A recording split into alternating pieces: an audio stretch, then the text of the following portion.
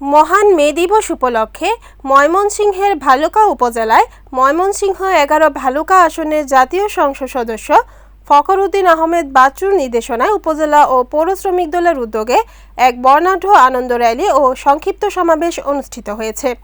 শুক্রবার বিকেলে উপজেলার বিভিন্ন ইউনিয়ন ও পৌর এলাকার নানা প্রান্ত থেকে নেতাকর্মীরা খণ্ড খণ্ড মিছিল নিয়ে র্যালিতে অংশ নেন।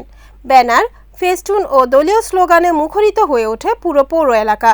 শ্রমজীবী মানুষের অধিকার ও মর্যাদার দাবিতে আয়োজিত এই কর্মসূচি ঘিরে নেতাকর্মীদের মাঝে ছিল উৎসবমুখর পরিবেশ।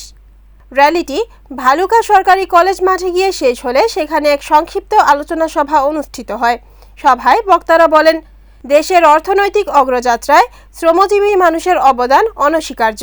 শ্রমিকদের ন্যায্য মজুরি, নিরাপদ কর্মপরিবেশ, সামাজিক নিরাপত্তা ও শ্রমের মর্যাদা নিশ্চিত করতে সবাইকে ঐক্যবদ্ধভাবে কাজ করতে হবে।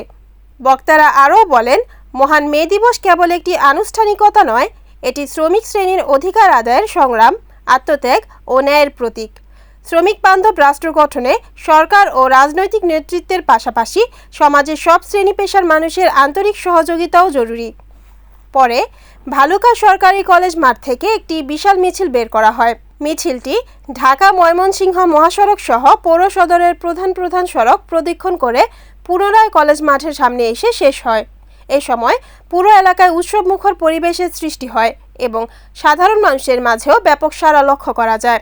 মহান মে দিবস উপলক্ষে আয়োজিত এই কর্মসূচিতে উপজেলা ও পৌর শ্রমিক দলের নেতাকর্মীদের পাশাপাশি উপজেলা ও পৌর বিএনপির বিভিন্ন পর্যায়ের সিনিয়র নেতাকর্মী এবং দলটির অঙ্গ ও সহযোগী সংগঠনের নেতারাও অংশ নেন।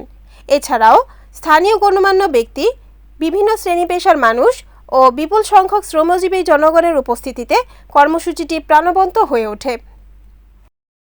রিপোর্ট, ইমন সরকার, NN টিভি, ময়মনসিংহ।